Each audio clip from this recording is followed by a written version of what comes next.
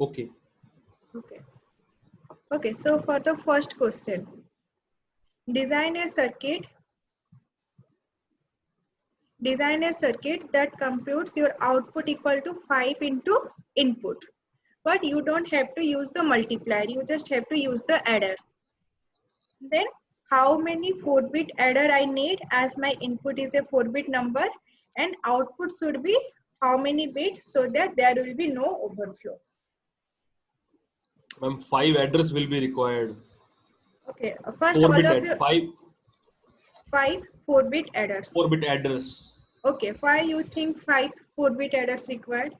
Ma'am, because multiplication is actually repeated addition. Ma'am, it is not audible here. Yes, it is. Hello? Yeah, madam. I mean to say that, since we are designing a multiplier, Yes.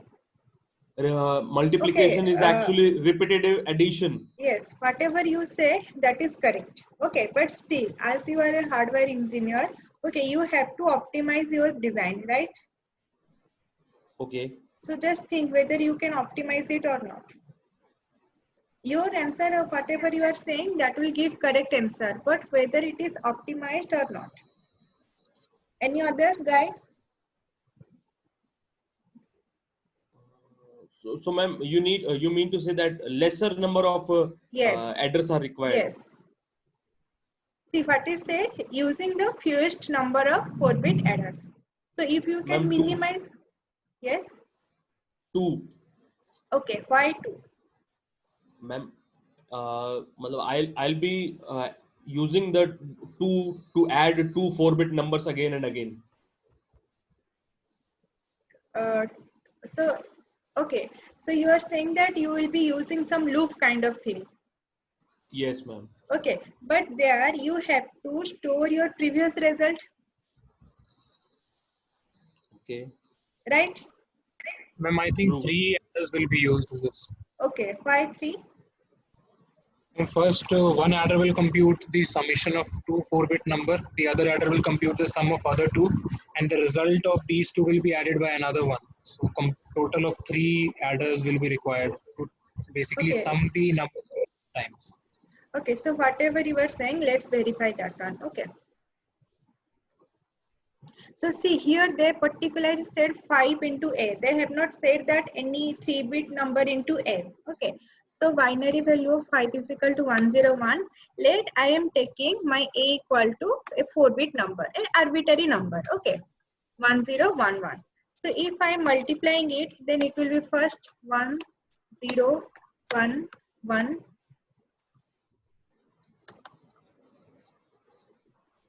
Just wait.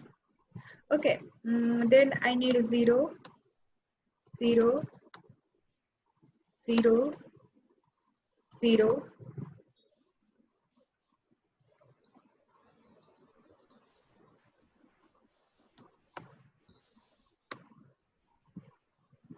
Then next I need 1 0 1 1. It's correct.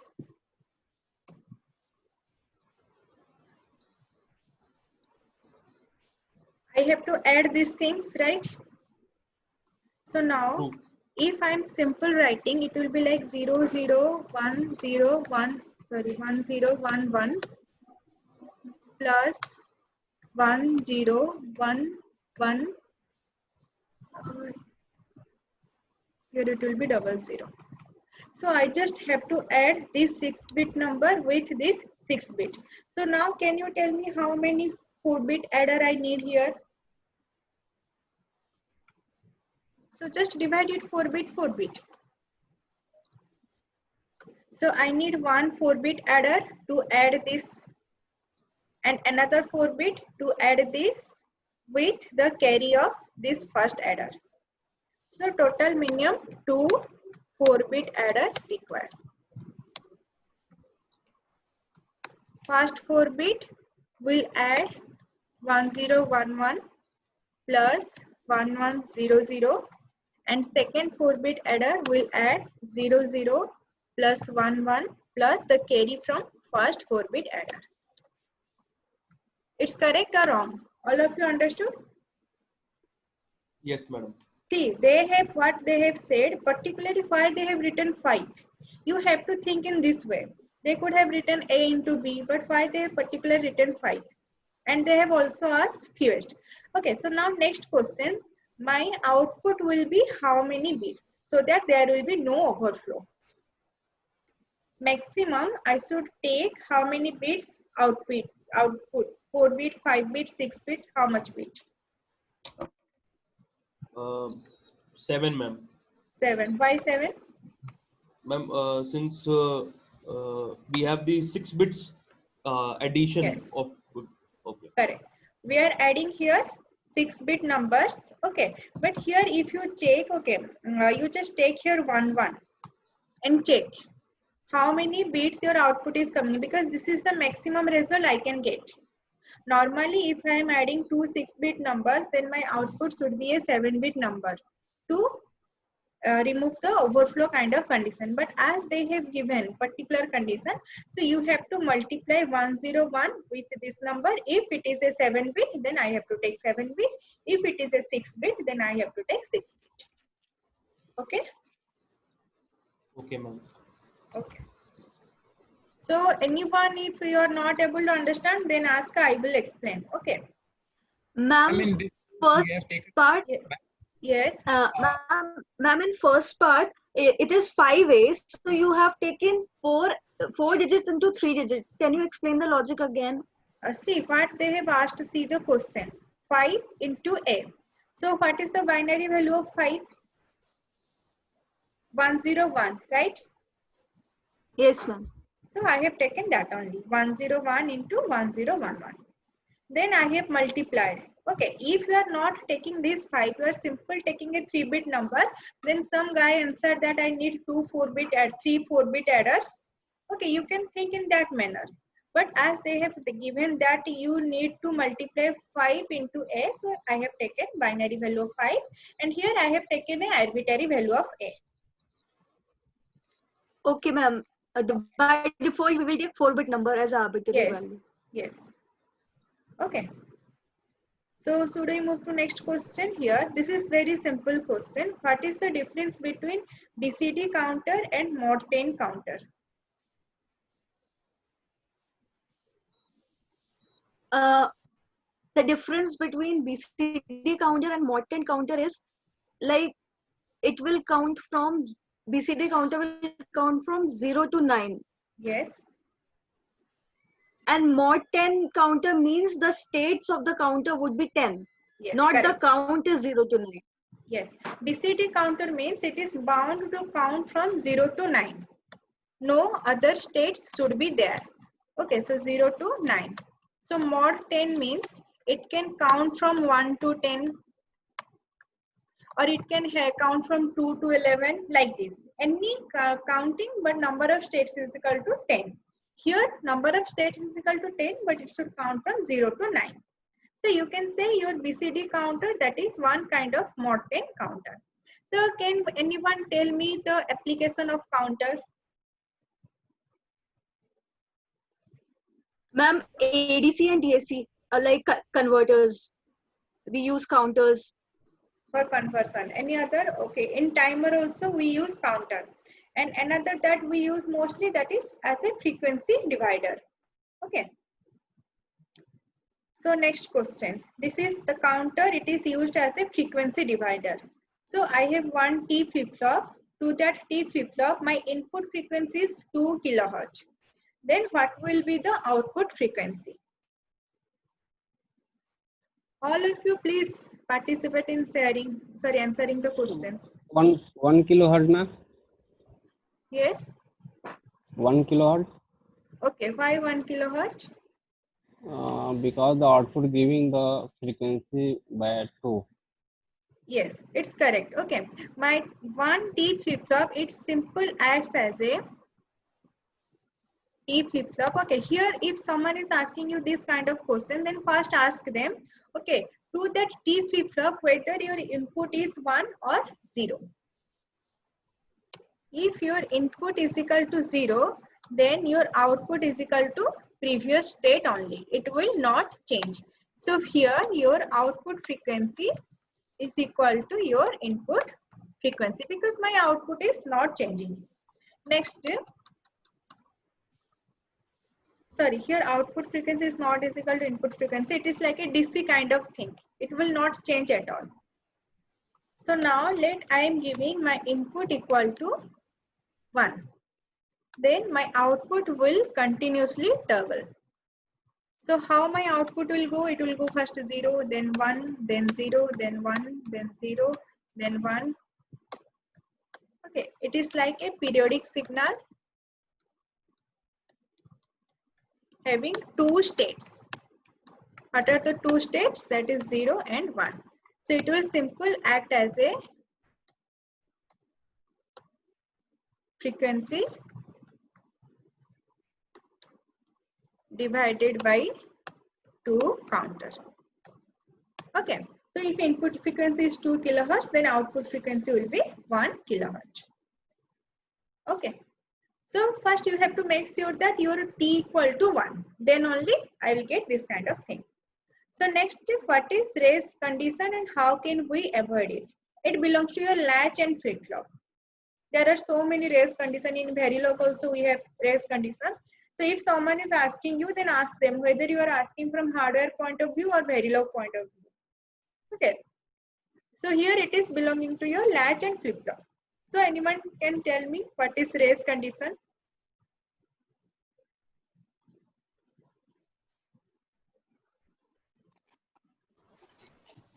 In a latch. See, this is simple digital I am asking. I guess all of ma'am you अरे have studied this thing. मैं मौका दे रहा हूँ ma'am सभी को, नहीं तो मैं तो एक क्वेश्चन ना छोड़ूं. Okay, then you tell. If you know the answer, you tell. No problem. Okay, ma'am. So the race down condition is actually the output is changing more than one time in a clock period. Okay. Correct. Next. And Where to avoid it, happens? we can use a master slave configuration or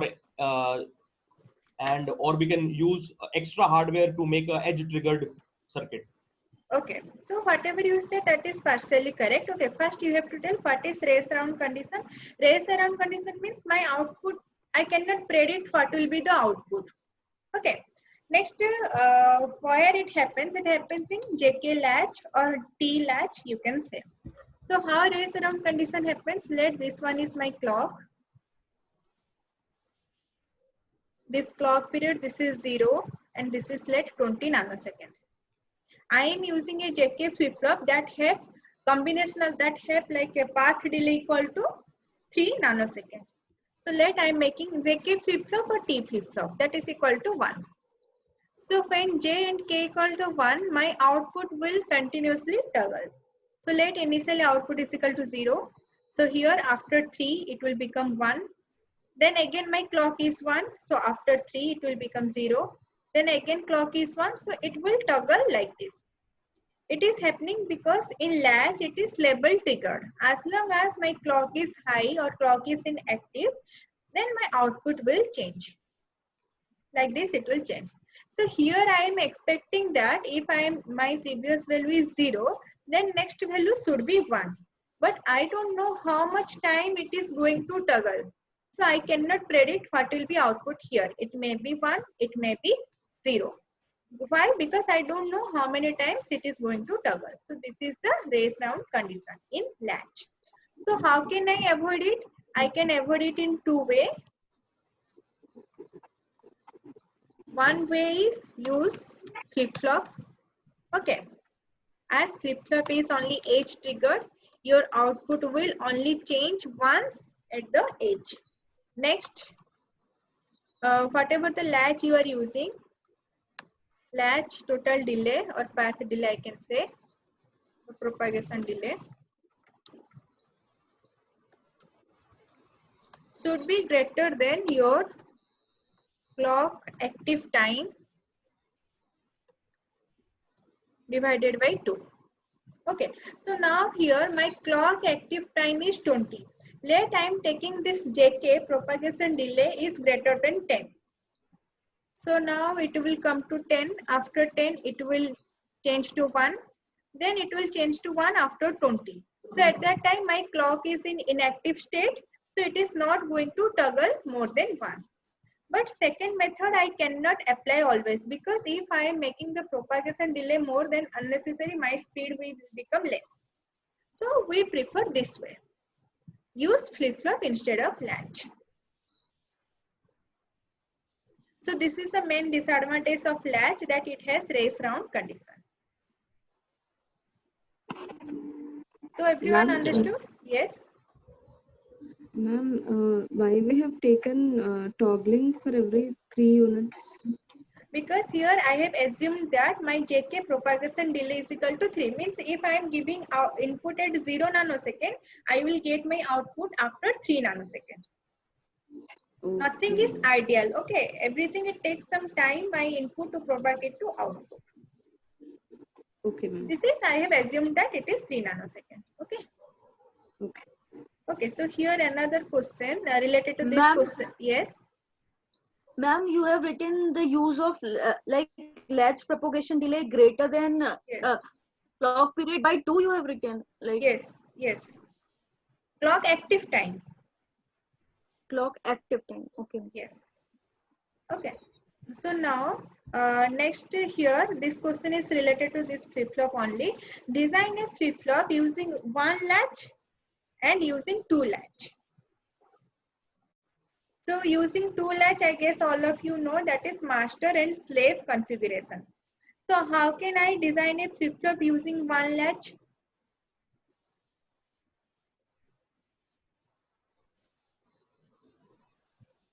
Anyone? By using edge detector circuit, ma'am, Yes. along with the latch. Correct. One edge detector circuit plus latch, that will act as a flip-flop, and another 2 latch means it is like master and slave configuration. But in case of 1 latch, you will always need extra hardware. Yes, we need extra hardware. But here also there is 2 latch means 1 latch plus extra hardware. It's up to you which one you prefer. Okay. So next, design a combination circuit that will calculate 2 to the power input. You understood? 2 to the power input means if input is 3, output will be 8. If input equal to 4, output will be equal to 16. And remember, you have to use less hardware.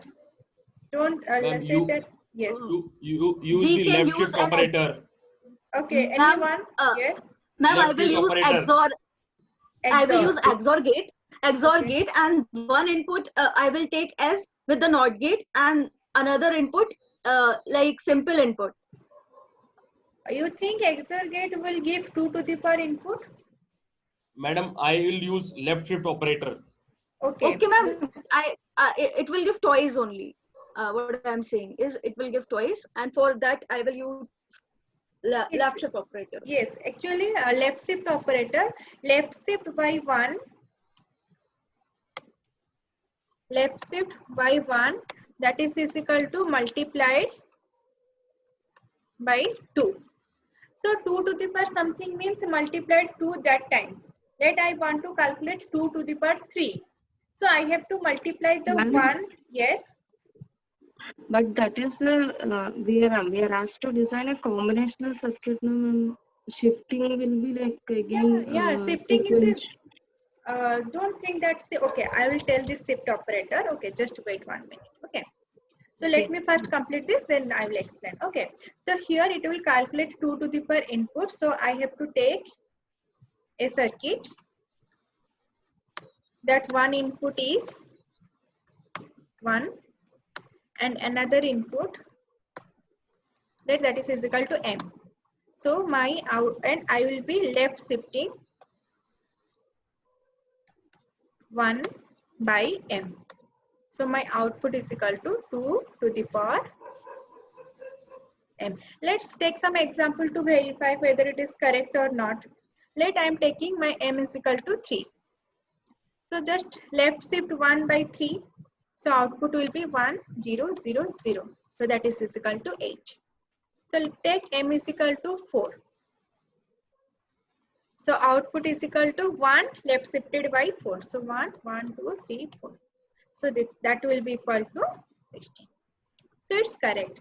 Now someone asked that where this left shifting, it is not like it is a sequential. Okay. See, if you are doing shift operation by a constant value, then it is a combinational circuit. Remember, there may be a question that which operator, okay, synthesized into a simpler circuit. That is your shift operator. Okay, if I am doing the left shift, then what will my tool do? It will simply add some extra zeros in the LSB. It will add some hardware into the LSB and connect that wire to ground. So we don't need a sequential circuit for it, right? Ma'am, we'll be using flip-flops for left shift. No. Okay, see, when I need flip-flop, let I want to left shift this 1010 5 times. And I want to store each value. If I want to store each value, then I will be using flip-flop. Right? Because without flip-flop, I cannot store the values. Okay, but let I just want to shift this 1011, this 1011 5 times, and I just want my final result. So I can simply add 5 zeros. Ma'am, somebody said decoder. I think decoder might solve the purpose. Okay, how? See what I said. Okay, tell me how decoder. If you see, first two things, it is not like that it will have only one answer. Many answer can happen, but you have to tell the minimize hardware. Okay, we'll go for decoder. Okay, guys, like after 40 minutes, it will be disconnected. Then all of you please connect again so that we can discuss the very low questions. Okay. Ma'am. Yes. If we are appending zeros on the LSB side, so how to say that how we are designing a combinational circuit with it? I did not get your question. Again, tell me. We need to design a combinational circuit which shifts it. Can you tell a bit louder? We need to design a combinational circuit, ma'am. Okay. So we are appending zeros. Yes. So what sort of circuit can we tell? Like. Okay, this will see when I will synthesize it, what will happen? My tool will add simple wire to the LSB of the input, and all the wire will be connected to zero, ground. Okay. Okay. Okay. So this is the simplest. Okay. So now next question was someone said decoder. Okay. So now you just see the internal working of decoder.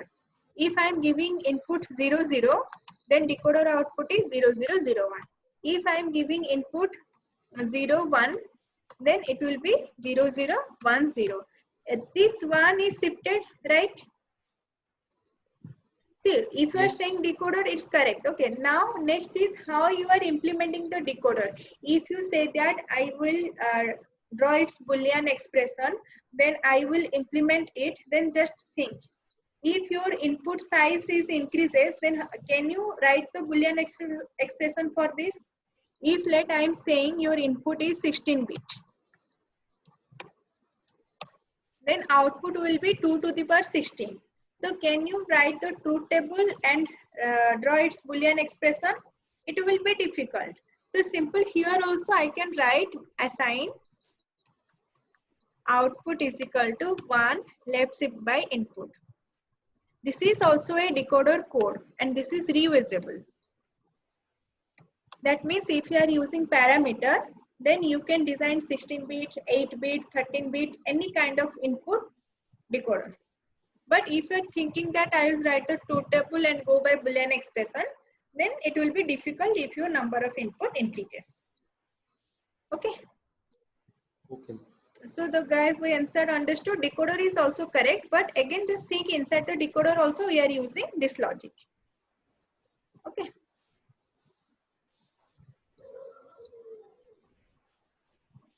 Okay. Yes, whatever you said that is correct. Okay, but what I am saying that decoder how you are implementing.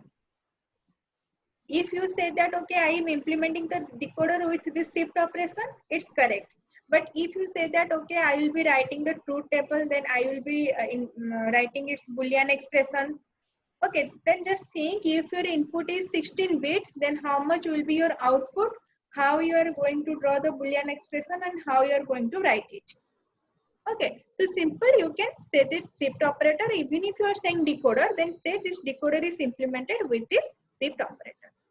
I mean decoder, when my input is 2-bit, input is 1 1, that is 3, then Yes. how come it will be multiplied by 2? Matlab, will No, the answer? it is not multiplied by 2. It is like 2 to the power 3.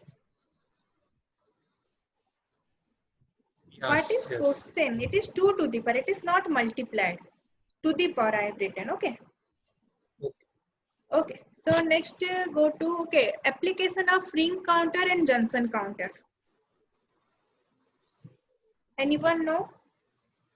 We use ring counter in SAR, successive. Okay. Why we use there?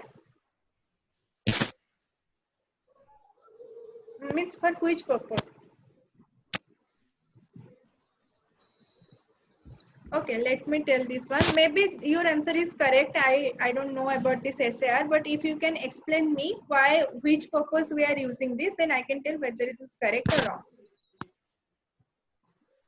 So this ring counter, how? I'm just saying one application. You can go search in net and search another applications also.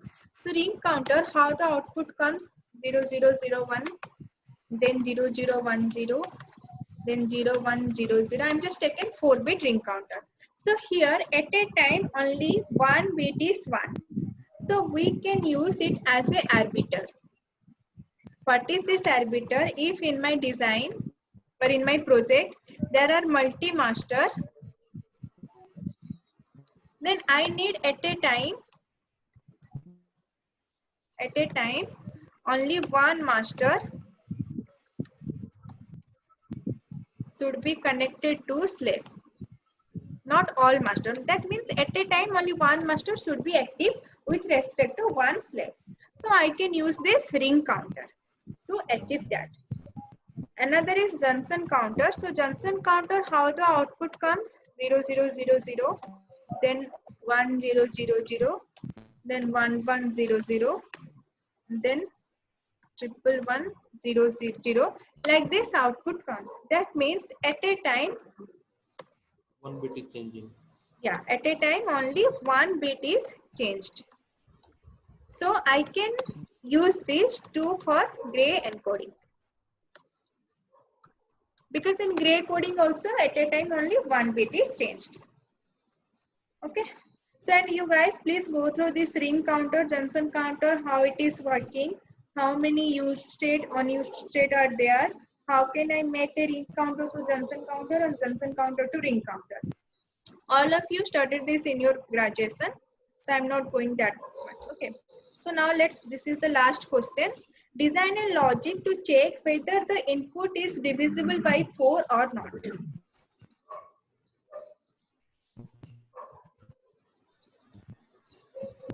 I'm giving us time, just think.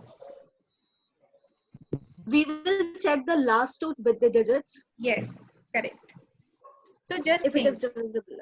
Yes. So let's just think divisible by 4. So first is 4. Then it is 8. Then it is 12. Then it is 16.